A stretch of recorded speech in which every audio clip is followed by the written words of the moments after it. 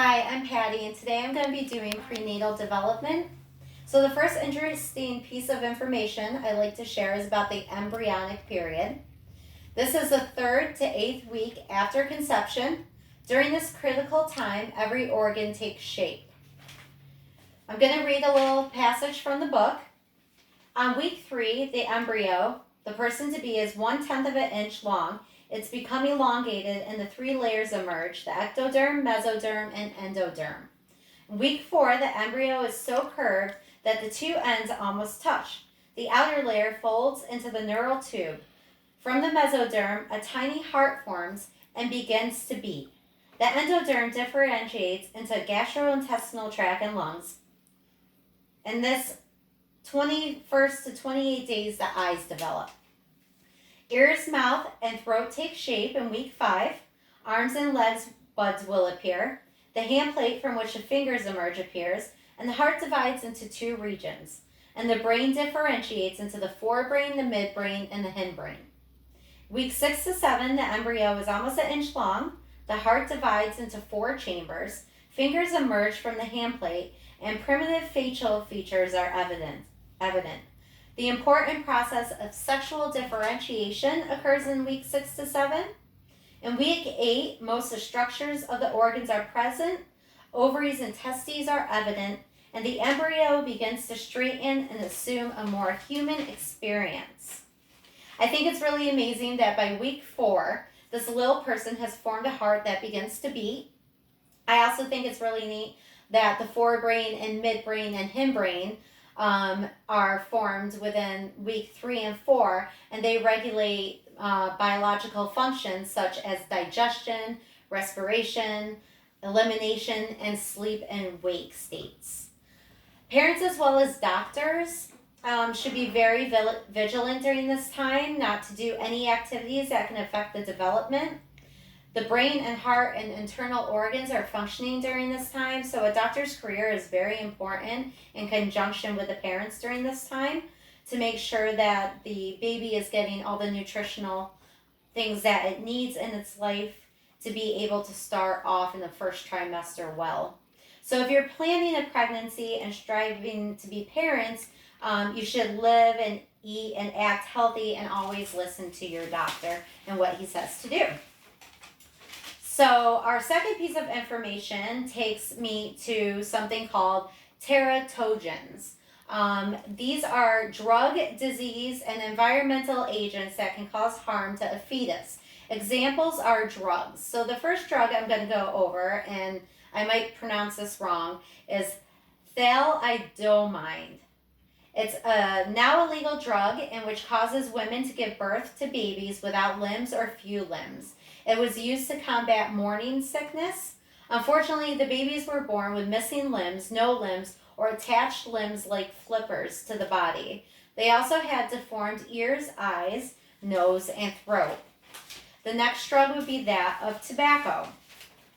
And tobacco is bad because it causes increased risk of miscarriage, irritable babies, SIDS, premature growth, small size, respiratory problems, cleft lips or cleft palates, central nervous impairment, and later health problems such as irritable bowel. The next one would be alcohol or fetal alcohol syndrome.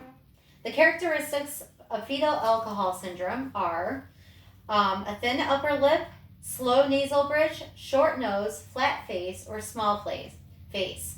It also causes central nervous system damage, irritability, seizures, and low IQ. It causes behavioral, emotional, and cognitive problems as well. Next, we're going to talk about 2 drugs, the narcotics and the narcotics and stimulants. So the effects of narcotics on babies are premature delivery, low birth weight. The newborn is addicted to the narcotic and experiences potentially fatal withdrawal symptoms such as vomiting and convulsions. With stimulants such as caffeine, teas, coffees, and soda, they act as a diuretic, not allowing water to the fetus, It also can increase blood pressure, heart rate, and urination. Heavy caffeine use has been linked to miscarriages, higher heart rate, growth restriction, and irritability at birth. Cocaine is an illegal stimulant that causes problems such as premature delivery, spontaneous abortion, low birth weight, and can cause learning problems later in life. And some of these learning problems are like ADHD, ADD. So you need to be aware to try to avoid stimulants.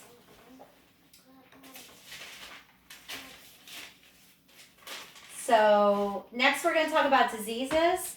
They are also teratogens. Some examples are AIDS. In mothers who have AIDS or have contracted AIDS, 15 to 35% of newborns that are born to these mothers will become infected. There is 390,000 cases worldwide. 50 to 75% are still alive by the age of 5, and some children will live into adolescence. Gonorrhea can cause blindness in infants. Toxoplasmosis, which is a parasite in raw or rare meat, leads to blindness, deafness, cognitive deficiencies, to about 40% born to mothers with this toxicity. Diabetes has little effects when it's controlled, but when uncontrolled can lead to stillbirth, miscarriage, immature lung development, as well as heart defects and more. Environmental agents would be that of radiation.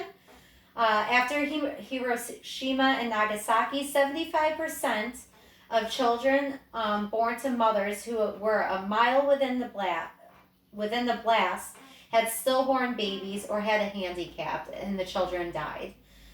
Pollution such as smog, PCB, mercury, polluted water, polluted food, preservatives can cause birth defects, premature birth, cognitive deficiencies, abnormalities, breathing issues, illness, and predispositions to disease, allergies, and so on.